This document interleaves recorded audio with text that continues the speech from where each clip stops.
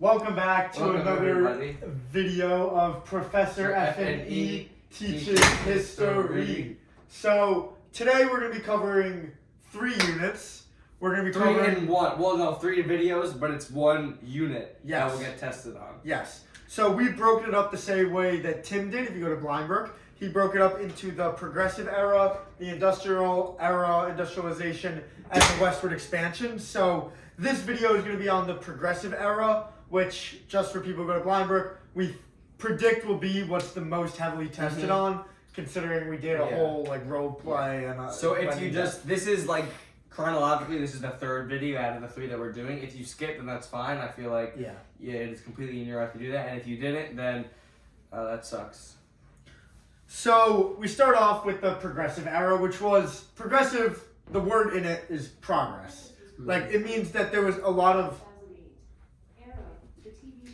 Alexa, stop.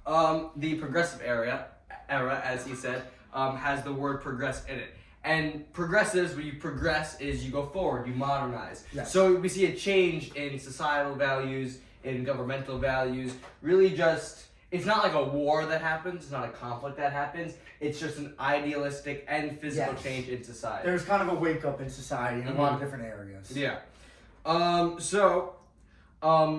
But this is after the Industrial Revolution. Yes. And after the Western Yeah, Expansion. so which is why this is more idealistic. And we're going to start with muckrakers, which were a group of journalists that wanted to expose corruption.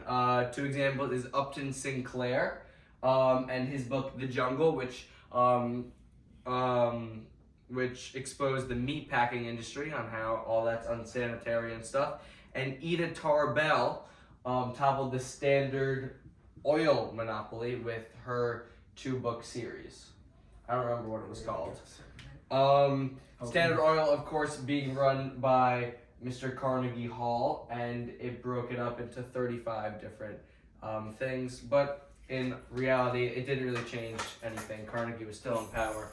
It just created different names. Yeah, so those are the muckrakers. Now we're moving on to like kind of more of a shift of 2 different ideologies. So there's conservationists and then there's preservationists. So John Muir is the example we learned about in class for the preservationists, which means that they like care about nature very much. Like they want to preserve the environment. They want to protect the wilderness. They're scared that all these new big buildings and factories are just going to damage our environment. They're going to hurt the trees. They're going to take over natural land. They wanted to protect us from that. He wanted to contain the industrial parts of the world as much as possible and let the natural take over. And then when it comes to conservationists, they wanted to conserve. So Gifford Pinchot is who we learned about in class. So they believe that you have to manage the natural resources on Earth in a very smart and methodical way. They knew at this time that this industrialization was going to take over the world and kind of be the future. So they had to think about how they were going to maintain long-term usage of these resources like coal and things like that. So these were 2 really big ideas at that time, because before this, it wasn't really an issue. People weren't worried about the environment, but now it mattered. So these people were starting to kind of form themes and ideas about it. And again, if you don't know exactly why we want to protect the wilderness now, then go watch the Industrial Revolution video. Yes. That's a big reason. Yes. So then we move on to the Fed, or the Federal Reserve, which was created in 1913. And this was after a little bit of a stock market shock. So this part of the government, I'll say, right? Is it technically a part of government, the Fed? Federal Reserve, yeah. I think so, yeah. So it stabilized the banking system because it gave someone the control of interest rates. It prevented any more financial panics, or so they thought. And any like not drought. What's it? Yeah. Economic drought.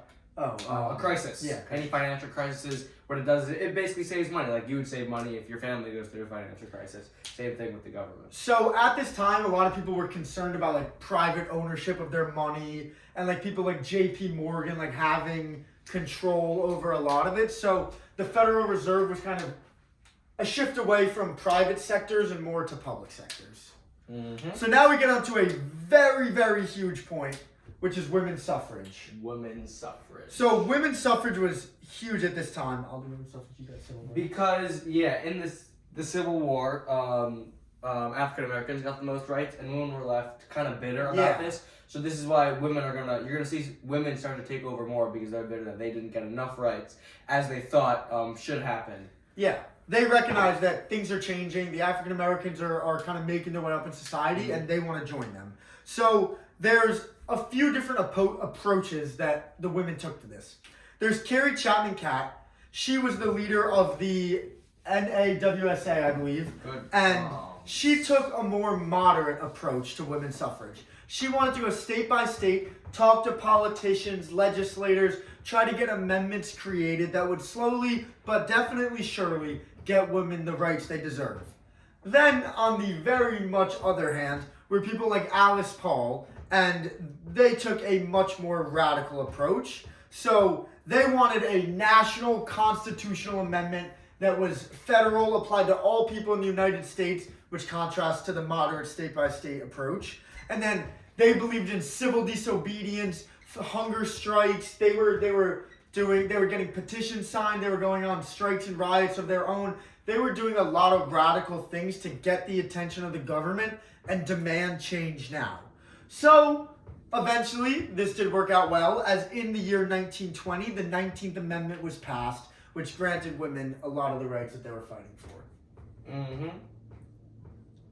So then Professor E is going to talk about the civil rights movement, which has a similar issue to the women's suffrage, where people took different approaches. Okay, so civil rights, as we know, women have been kind of down their whole life in society. It sucks to say, but that's just how it is. But African Americans, they're in kind of a unique position because America is unique in their segregation policies from the rest of the world. So we have one guy named Booker T. Washington. And segregation is, of course, you watch things, you know things. They're like how you have different water fountains and different movie theaters. But a big thing was education. Black people did not get the same education as white people did, and it was really bad. And because there wasn't enough money going towards black education. Teachers weren't getting paid enough, so then teachers became worse. They didn't get enough. Even the teachers didn't get educated enough. So there's really this perpetual cycle of behindness. So Booker T. Washington emphasized economic self-help first, and that, of course, in terms of schools, and he wanted to avoid confrontation. And again, as we see, there's this kind of moderate versus radical approach. Booker T. Washington is a moderate, and he wanted to avoid confrontation.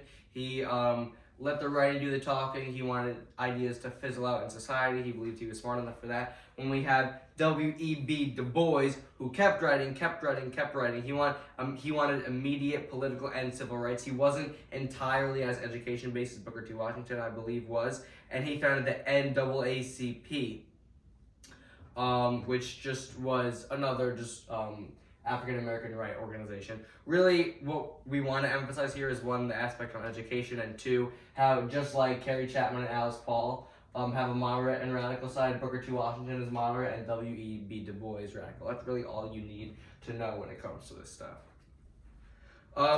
Political reform. Now, we do see some progressive political reform. What? But I'm going to erase it in a sec. Just if you want to see it real quick. Take a screenshot, mental screenshot, physical screenshot. All right. We don't care. All right, you're good. Okay. Political reform. So, the people, as always, they want more of a say in government. Like, you keep fighting for more of a say, but what they wanted in specific right now was direct election of senators. And they did get that in the 17th Amendment. Initiative referendum recall. I don't know what that means. Do you know what that means? What is it? Initiative referendum recall. No. Okay, so we're just going to skip that because we don't know it. So why would you need to? Reduce political machine power. Now, political machines were do we want to explain this? Yeah. Okay, so I am the political machine leader, right? Trevor is poor. He's very poor. He doesn't have enough money for a house. I'm like, you know what, Trevor? I like you. You're a good guy. I'm gonna give you housing. I'm gonna give you some money. I'm gonna give you some free grocery coupons. I'm gonna let you live your life. Okay, I'm just gonna give you a head start in society. You might be African American, you might not get the same liberties as us, and I just want to make sure you're integrated, right? Thank you. Now I go to invisible friend Joe over here, who's mayor, and I'm like, Trevor, okay, Joe, actually, you know what? No, go back. We already talked to invisible friend Joe. I'm like, okay, since I gave you all this money, you wouldn't mind just voting for my invisible friend Joe, would you? Well, no. Okay, Yeah. okay, of course. Cool. Now Joe becomes mayor, right? And now we have Trevor, the landscaping company. Pleasure. Would you give me a little bit of money if I tell whoever to let you landscape all his private lawns and stuff? Oh yeah, for sure. Okay, now we go to Joe. Come. Hey, you know how I gave you all those votes? Yeah, of course. You wouldn't let my friend who has a landscaping company just mow your lawn and stuff, would you? No problem. Okay, perfect. And now I get money. And technically everyone is better off in this, but really everyone is not. Yeah, because it's impossible to this is corrupt, it's perpetual, and I become the rich person and everyone else just gets a little bit poorer because of it. And people just wanted that to stop because it was stupid and people knew about it and they couldn't really do much about it because really the basis of it is exploiting the poor. Especially in a time where people were starting to demand rights, Mhm. this type of corruption was a very bad look on society. So, then we move on to a very, very important election, the 1912 election. Ooh, So, baby. there were we did this very recently, so this should be on the top of your mind, but there were 4 big candidates in this election. There's Theodore Roosevelt, who had already served 2 terms prior. There was Woodrow Wilson. Was he the incumbent or was it Taft? It was Taft. It was Taft. There was Woodrow Wilson, who was not yet to be president. I'm pretty sure he was the president of Princeton University and then a senator in New Jersey. There was Howard Taft. No. Okay, there was Taft. Taft. Who was the incumbent, which means he was the current president after Roosevelt. He was kind of Roosevelt's protege until their little split, which we'll get into. And then there was Eugene Debs. Debs was a joke. So, I'll talk about the first 2. I'm going to talk about Theodore Roosevelt. Mm-hmm. Theodore Roosevelt Love was him. this brave guy. He's aura. Yeah. Basically. Yeah. Like if that's what you want to equate it to, like if he was like president now. Yeah, everyone would love him. Yeah. It'd be So crazy. he was set on stopping the monopolies, which y'all learn about in the Industrial Revolution video. So he was dead on stopping the monopolies. He did a great job of it. He was trying to create these labor laws and market laws that allowed people to thrive in capitalism, but also regulated it so there was a somewhat equal playing field. And then he had a very strong federal approach. Mhm. He believed that the federal government should handle things, it should be centralized. He did a lot, and that's kind of what America needed at this time. Yeah. He was very strong, very powerful figure. Yeah. He was a conservationist. He Yeah. loved the environment. Yeah. He liked to do things with his hands. Yeah. He was like went huff and hunting tumble. stuff, yeah. He made the like, teddy bear or whatever. you see him on a horse. Yeah. So then we go into his little protege, which is Taft. Taft has a lot of the same ideologies as him, Mhm. but it's just a very different personality. He's a much more calm, he's very cautious. He's well fat. thought. He's very fat. He's 330 pounds, but he's Big well boy. thought. He's calm. He takes a business logical approach to every situation. He's more moderate. Yeah. So Because the timeline goes. I'm gonna finish writing more. okay. So a lot So, of people. no, Oh, okay. I apologize. Good boy. Okay, so Taft worked under Teddy Roosevelt at one point, right? Teddy Roosevelt was president. I don't know if Taft was the vice president, He but was. he could Oh, have been no, a head cabinet of member. commerce. Head of commerce. Yeah, cabinet member or someone below him. Now Teddy Roosevelt becomes very radical, right? These He are becomes Republicans. a progressive. Yes. So he is very radical, and all of the really like the bank owners and all the really like rich middle class people started to not like him because he started like cracking down on Yeah, monopolies. he's a doing little that too stuff. ambitious. So they're like, all right, we're not gonna vote for you. So then they vote for Taft as the Republican Yeah, Party leader. that's what I was So gonna now Teddy is like, all right, screw you guys. I'm gonna form my own party, the Progressive Party. Because there's no doubt, a lot of Republicans still like Teddy Roosevelt, just not enough to get him the nomination. Yeah. So when he created the Progressive Party, he definitely still had a strong chance of winning. Yeah. Because a lot of people were willing to follow a guy like that. Even Democrats were caught like moving over towards him just because of how much they liked him. So then we move on to the next two. We'll save him for last. Yeah. So there's Woodrow Wilson, Wilson. who is the Democratic candidate in He this won, election. by the way, right? He does Yeah, win. he He won. does win, yes. And that is very largely due to the fact that Teddy Roosevelt and Taft Were split. eventually split the Republican vote in this election.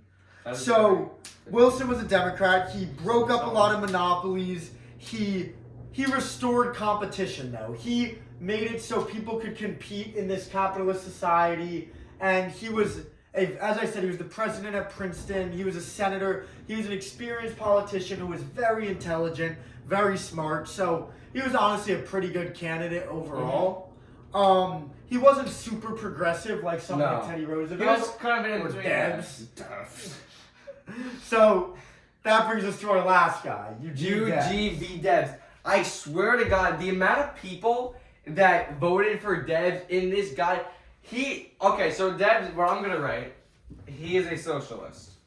Yes. Now, That is first things If you first. guys are familiar with the Cold War and how it was us versus those dirty Russians were communists. Which, I'm not saying socialism is communism, but it's pretty Similar, yeah. darn close. It's a Pretty little bit less modern. You have socialism, then you have Marxism, then you have communism. Socialism is basically everyone owns anything, which means that you get the same as I do, but that means you're the same person as I am. And there's no freedom. Yep. There's not No a lot of things. Yes, competition. if I'm a business owner, It's all community. if I'm a business owner and Trevor's a little poor boy, that means we are on the same level, but we're on the same pretty stupid level and pretty bad level. Okay, so what's important is that at this time, socialism hadn't really Flourished actually yet. happened yet in a society. The So movement. that's what kind of enticed people to it. They didn't know. It was kind of this new ideology-ish in America that seemed very good for the lower class, but then eventually in the Yeah. future we learned that in reality it doesn't work. Yes. So Eugene Debs honestly got very little votes. He Mm-hmm. won 6% of the popular vote and won 0 electoral college votes. So Mm-hmm. this election did go to Woodrow Wilson, which was very important for Mhm. the rest of the era. Mm-hmm. So just to summarize, Just to talk about the overall impact of this era, what you'd see if you were to write about it. I don't think we have to write about it. Blomberg doesn't have to write about it now. I don't know. I'm not So the government became more involved in the economy. This is due to the political machines and the monopolies like Right. Standard Oil and what was the other one? And steel, Rockefeller. U.S. Steel. Carnegie. Trust regulation increased, and trusts were basically, just think of trusts as big businesses. Really big because. So I don't think actually we explained this. We might explain this in earlier videos because this is actually the first video we're recording, even though it's the third one in the timeline. So what happened after the Industrial Revolution? We definitely will get to this, but I'm just gonna refresh this in your mind. Even if you watched the video and want a refresher, if you watched the video before and want a refresher, or just want to learn it quickly now, what happens is that we had capitalism. We had straight capitalism, which is really good, but it allows powerful people to get so powerful. So what really Theodore Roosevelt wrote about is he wanted capitalism, but with certain boundaries. So he set boundaries on trusts, he set boundaries on monopolies, and that was really good. That is really what we got out of this. Democracy expanded, of course, as now we could vote for the Senate directly instead of just the president voting for Senate. And racial segregation and inequality continued. Racial segregation, you're still really, people are still so segregated that really won't really end until we see MLK and all them. And inequality in women, race, and really even so the poor and the rich, because these are big problems in society. Pretty good job, but we're gonna wrap this up for you guys now. So thank you. Thank you everybody for watching. Cut it.